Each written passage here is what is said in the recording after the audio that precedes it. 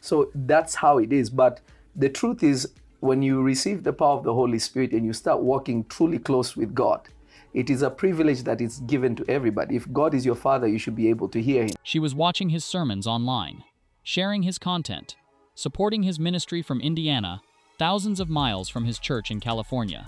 That is how it started. He noticed. He reached out.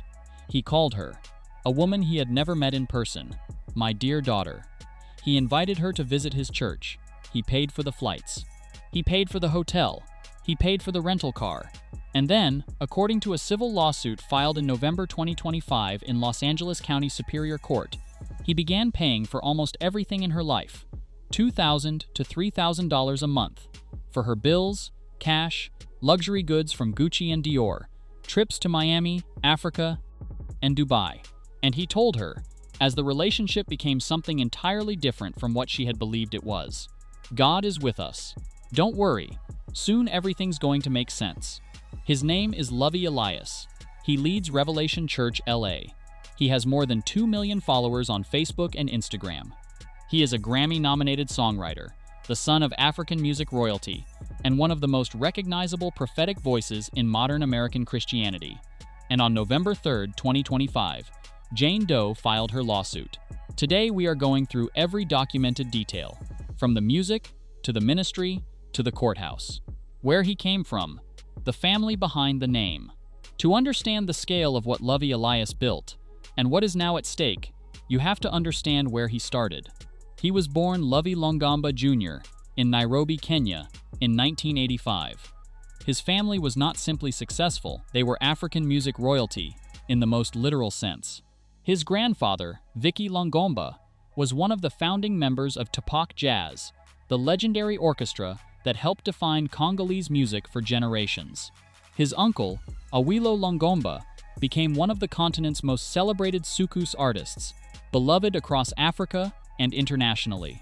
Growing up in that household, surrounded by music, performance, and the rhythms of Congolese tradition, the path most people would have predicted for Lovy was already clear. He pursued it. In the early 2000s, he and his older brother Christian formed the Longombas, a musical duo that blended Congolese soukous with Kenya's fast-growing urban sound.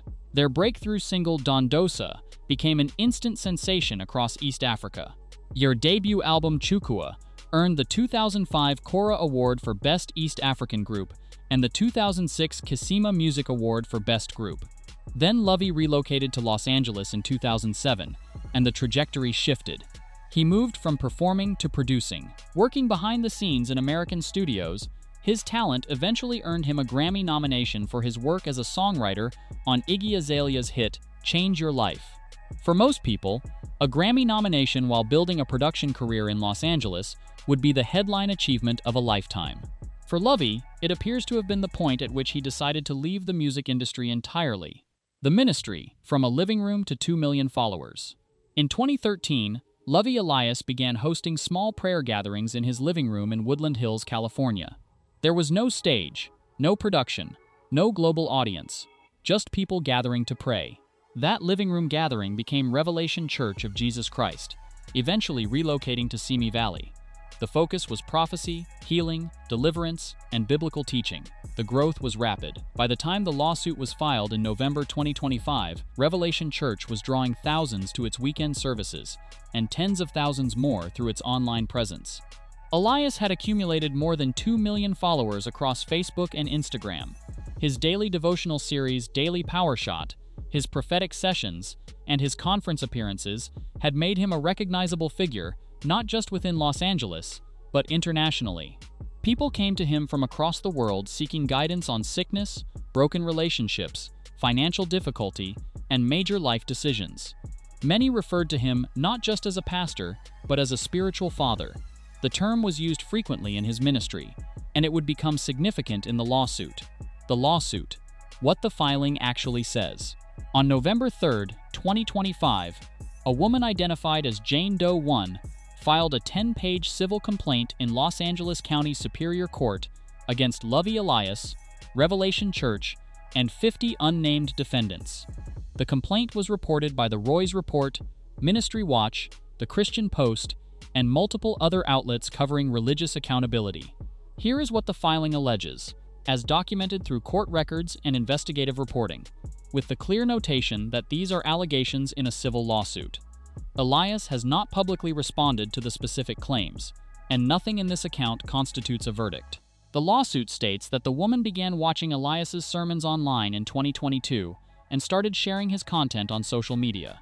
Around April 2022, Elias contacted her online and addressed her as "my dear daughter," a term the complaint notes carries specific spiritual significance within the church's framework. He invited her to visit Revelation Church in California and paid for her flights, hotel, and a rental car for her and a friend. According to the filing, he also regularly sent her money through PayPal and Apple Pay during the trip. The relationship then developed into what the plaintiff describes as a romantic and eventually sexual relationship, one she initially understood as spiritually guided, believing, in her own words according to the complaint, that he might be the man of God that God has for me. The financial picture: church funds and luxury goods.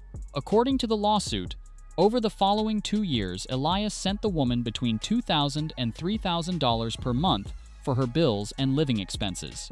He encouraged her to close her business in Indiana and relocate to California, which she did in February 2023. When she arrived, he allegedly met her at a Best Buy and gave her $10,000 in cash. The complaint further alleges that Elias took her on trips to Miami, Africa, and Dubai, and purchased luxury goods for her, including items from Gucci, Alexander McQueen, Dior, and Bulgari. The lawsuit states that these expenses were paid using money misappropriated from Revelation Church's ministry funds, meaning, according to the plaintiff, that donor money given to support the ministry was being used to fund this private relationship. The marriage, and what she was told. In the summer of 2023, according to the complaint, Elias told the plaintiff that he was going to marry another woman, his ex-girlfriend, identified in reporting as Maggie Soas.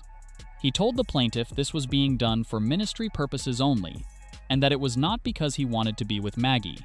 He married Maggie Soas. The couple subsequently had a child together. According to the lawsuit, Elias continued to maintain a sexual relationship with Jane Doe 1 after his marriage, telling her, "God is with us. Don't worry. Soon everything's going to make sense." He also encouraged her to become pregnant with him and reportedly required her to undergo fertility testing.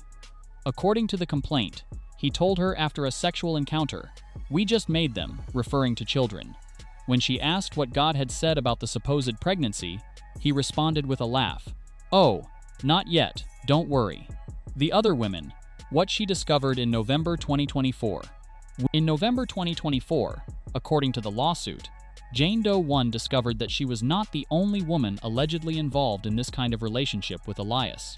Another woman, identified in the complaint as Anisha, approached her and claimed she was also in a secret sexual relationship with Elias. Anisha further alleged that Elias had shared explicit photographs of Jane Doe 1 with her, photographs taken without Jane Doe 1's consent. The complaint states that Elias had allegedly shared similar intimate images of another church member as well. The lawsuit includes allegations of sexual battery, sexual harassment, intentional infliction of emotional distress, invasion of privacy, non-consensual distribution of intimate images, negligence, and breach of fiduciary duty.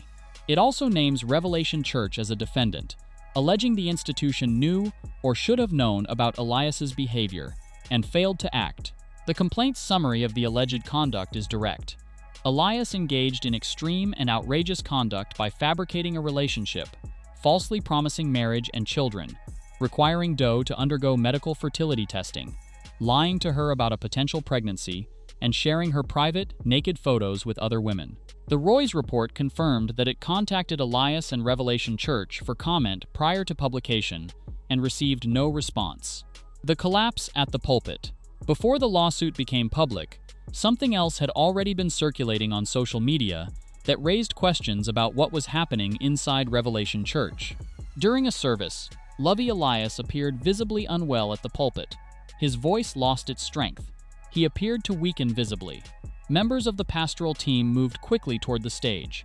Phones came out. Clips spread rapidly online. Whether the moment reflected exhaustion from years of sustained ministry pressure, a health condition, or something else was not publicly explained. The church did not issue a detailed statement about what had occurred. What it illustrated, regardless of its cause, was that behind the global platform, the daily devotionals, the prophetic declarations to millions of followers, was a human being whose private reality was considerably more complicated than what the broadcasts showed. The accountability questions this raises. The Lovy Elias lawsuit is part of a pattern that investigative journalists covering religious accountability have documented with increasing frequency across American Christianity. A spiritual leader with a large and devoted following. A ministry that operates with intense personal loyalty and limited external accountability. A framework, in this case, prophetic language about divine calling, spiritual fatherhood, and God's direction, that the plaintiff alleges was used to shape her decisions and make her vulnerable. Ministry Watch, which monitors the financial and governance practices of Christian ministries, has consistently highlighted the absence of adequate accountability structures in many rapidly growing independent churches. When a leader's spiritual authority is presented as direct divine communication, the normal mechanisms by which institutions hold leaders accountable, boards, oversight bodies, transparent governance, become much harder to apply. Jane Doe 1 was not someone who walked into a manipulative situation with open eyes. By her own account, she was a believer who found a prophetic voice she trusted, shared his content, and received a message addressed to her as, "My dear daughter." The language of spiritual family, of pastoral care, of divine guidance, became, she alleges, the mechanism through which the relationship was shaped. That is not a simple story about one man's misconduct. It is a story about what becomes possible when institutional accountability is absent and spiritual authority is presented as beyond question. Where things stand now. As of this broadcast, the civil lawsuit is proceeding through the Los Angeles County court system. No criminal charges have been filed. Lovy Elias has not issued a public statement specifically addressing the allegations in detail. Revelation Church has continued to operate. Elias has continued to maintain a public presence. His online following, while the subject of ongoing discussion within Christian accountability communities, remains substantial. The woman who filed the complaint is seeking compensatory and punitive damages, as well as injunctive relief requiring Elias to destroy any intimate images in his possession. The legal process will determine what the courts conclude. What the documented public record already shows is a detailed, specific, formally filed civil complaint covering allegations that span 3 years, involve multiple women, and raise serious questions about the use of pastoral authority, the management of ministry funds, and the accountability structures, or absence of them, inside Revelation Church LA. That is the full documented account, from African music royalty, to a Grammy nomination, to a living room prayer group, to one of the most closely watched accountability cases in American religious media right now. Here is what I want to hear from you. When a ministry grows this fast, with this level of personal devotion from its followers, what does meaningful accountability actually look like? And who is responsible for building it? Drop your honest thoughts in the comments. These conversations matter, and this community takes them seriously. Subscribe if you are not already. Turn on notifications. As the legal proceedings continue, the next verified update will be here. Thank you for watching. Stay discerning.